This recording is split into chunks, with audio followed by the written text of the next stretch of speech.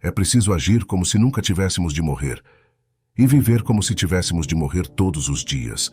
São João Bosco. A continuação e a perpetuidade de uma ordem religiosa dependem, em grande parte, da ação e fidelidade de seus membros em relação à pessoa escolhida pelo Espírito Santo para estabelecer um novo carisma na Igreja.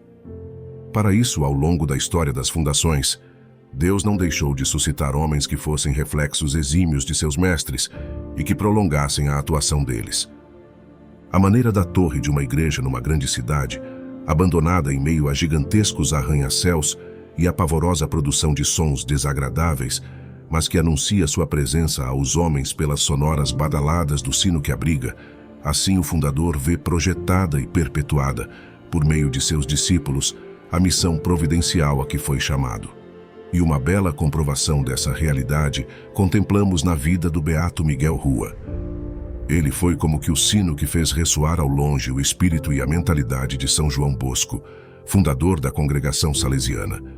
Com efeito, um frade capuchinho que o conheceu assim se exprimiu certa vez. Viu um milagre, Dom Bosco ressuscitado. Dom Rua não é só o sucessor de Dom Bosco, é outro ele mesmo. A mesma doçura, a mesma humildade, a mesma simplicidade, a mesma grandeza de ânimo, a mesma alegria que irradia a seu redor. Tudo é milagre na vida e nas obras de Dom Bosco. Contudo, esta perpetuidade dele mesmo em Dom Rua me parece o maior de todos os milagres. A cidade de Turim, na Itália, foi o berço de Miguel Rua.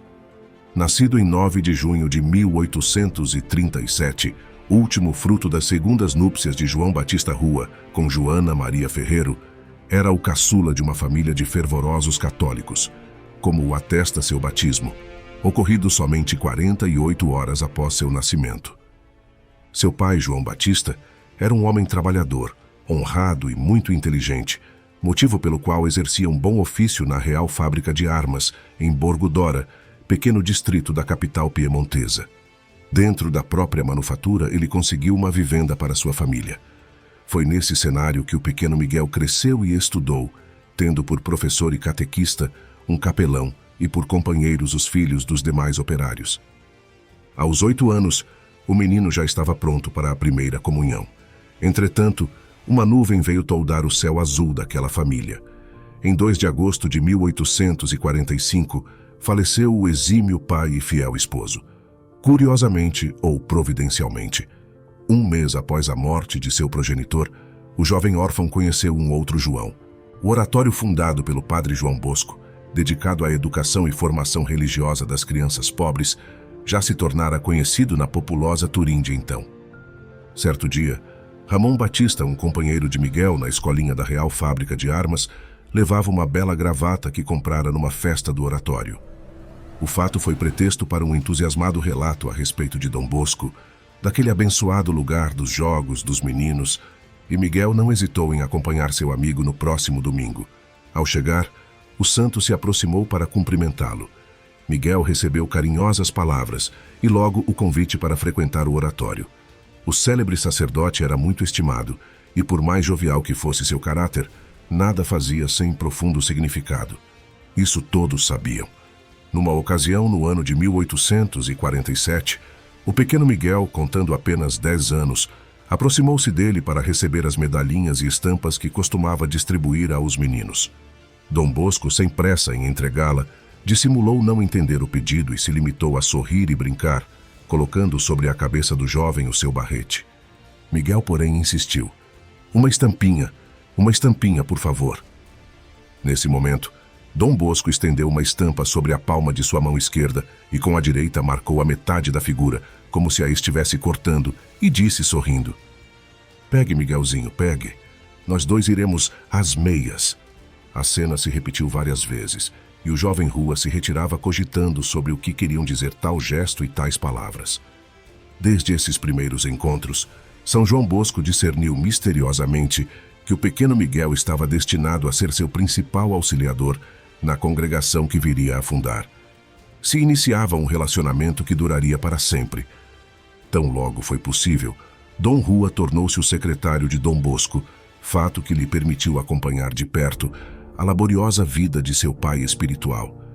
Seu encanto e admiração levavam-no a tomar nota de todo feito e palavra dele, de modo que nada escapasse. Graças a essas anotações, pode-se tomar conhecimento de como o grande santo de Turim, à maneira do Divino Redentor, preocupou-se em delinear a regra salesiana primeiro nas almas e só depois no simples papel. Assim escreveu Miguel Rua em janeiro de 1854, quando ainda era um adolescente. Reunimo-nos no quarto de Dom Bosco, Rocchietti, Artiglia, Cagliero e eu. Ele nos propôs fazer uma prova de exercício prático da caridade com o próximo. A continuação faremos uma promessa nesse sentido, e depois, um voto. Os que façam esta prova, e os que a farão mais tarde, receberão o nome de salesianos. Desse modo se iniciou a congregação salesiana, e Dom Rua parece ter aberto o caminho aos que passariam no concurso. Em 25 de março de 1855, por convite de Dom Bosco, ele fez sozinho os votos de obediência, castidade e pobreza. Oficialmente, a Sociedade Salesiana acolhia seu primeiro rebento. Sobre aquele rapaz de 18 anos, o fundador lançava os fundamentos de sua obra. Se fosse possível elencar o prodigioso labor de Dom Rua junto a Dom Bosco, páginas sobre páginas se gastariam. Desde jovem frequentador do oratório, Miguel recebeu a incumbência, por iniciativa de São João Bosco, de cuidar dos outros meninos. Conforme foi crescendo e se formando, tais responsabilidades não fizeram senão aumentar. Ele se tornava cada dia mais o braço direito de seu pai espiritual. Quando se tratava de reavivar o espírito salesiano em alguma parte, Dom Bosco enviava Dom Rua. Quando era necessário empreender viagem para benefício do Instituto, fundar uma nova casa, dar empuxe ou reorganizar as já existentes, também cabia a ele a tarefa. Aos poucos, o santo foi outorgando a seu filho predileto encargos que exclusivamente lhe cabiam como fundador, a fim de mostrar a todos com quem desejava deixar seu bastão de comando. Dom Rua, por sua vez, dotado de portentosa energia de alma e, sobretudo, de ardente amor ao mestre que Deus lhe havia dado, arcava com tudo numa ilimitada disposição. Desde a primeira missão, a fundação de uma casa salesiana em Mirabello Monferrato, também na região do Piemonte, revelou o segredo que sempre coroaria de êxito todos os seus empreendimentos. Em Mirabello, tratarei de ser Dom Bosco, e assim o foi. Se o Senhor me dissesse que iria morrer logo e que escolhesse um sucessor, pedindo em seu favor todas as qualidades e virtudes que eu quisesse, asseguro-te que não saberia o que pedir a Deus, porque tudo isso vejo que já tem Dom Rua. Com essas palavras se exprimiu o carismático fundador dos salesianos, quando seu discípulo contava somente 30 anos. Ele se orgulhava daquele filho.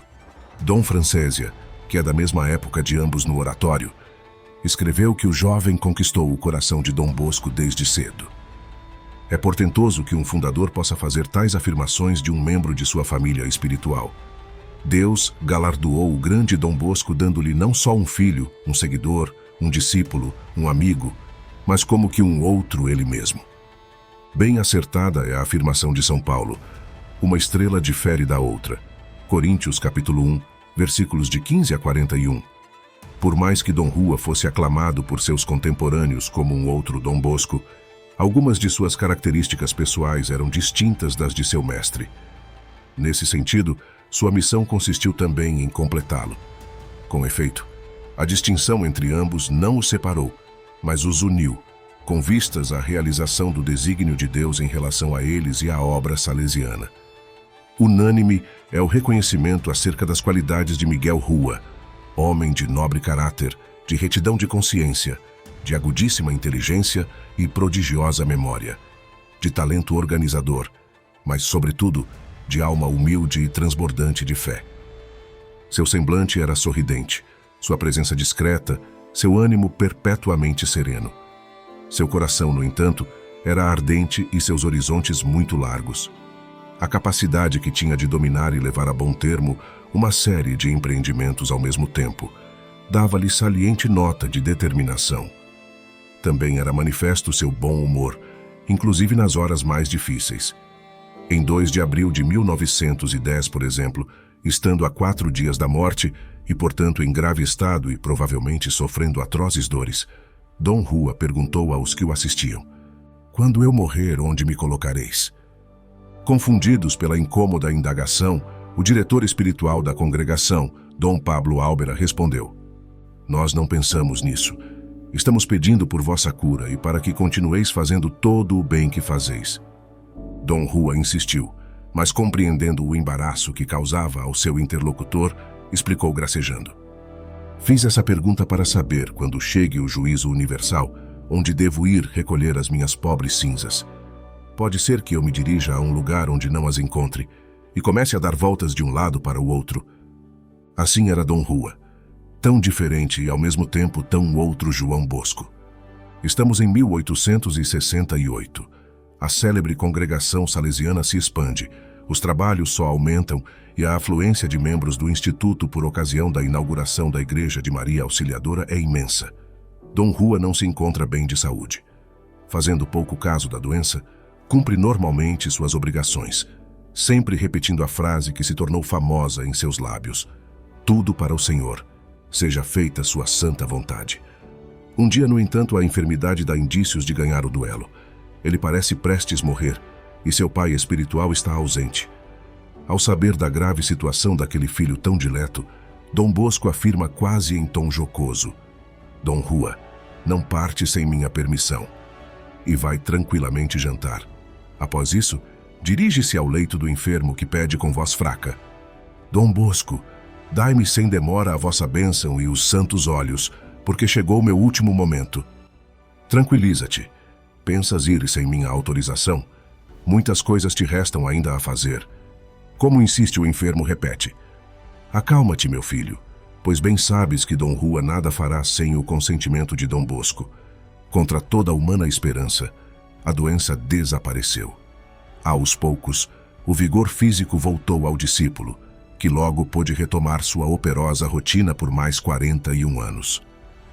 Dom Rua faleceu em 6 de abril de 1910, com 72 anos. Após assumir a direção da congregação salesiana em 1888, ele viu seus membros aumentarem de pouco mais de 700 para 4.000, espalhados em 33 países. Ao finalizar essas considerações, o desejo de determinar a virtude primordial praticada pelo beato Miguel Rua, capaz de resumir seus dias nesta terra, é inevitável. Sua própria vida, porém, sana esta interrogação: a admiração por São João Bosco. Essa virtude foi seu fluxo vital. Com as asas da admiração, ele voou no imenso céu da alma de seu pai e fundador. Por meio dela, o amou e entendeu. Sob o seu impulso, incansavelmente trabalhou pela salvação dos jovens. Porque a possuía, conservou-se sereno nas provas, determinado nas lutas e constante nas vitórias. Através dela, enfim, chegou a ser um complemento e um sustento para seu mestre. Não sem razão, um biógrafo comenta sobre Miguel Rua e seu fundamental apoio a Dom Bosco.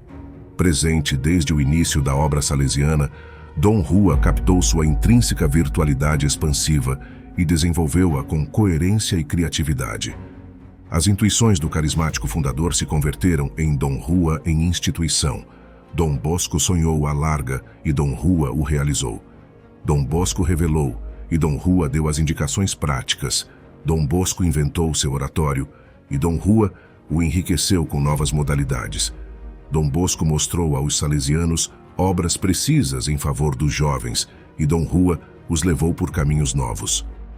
Efetivamente, a admiração de Dom Rua foi o sino que tornou possível a Torre Salesiana mover a sociedade de seu tempo. Sem receio, pode-se acreditar que Dom Bosco venceu, porque teve um Miguel Rua.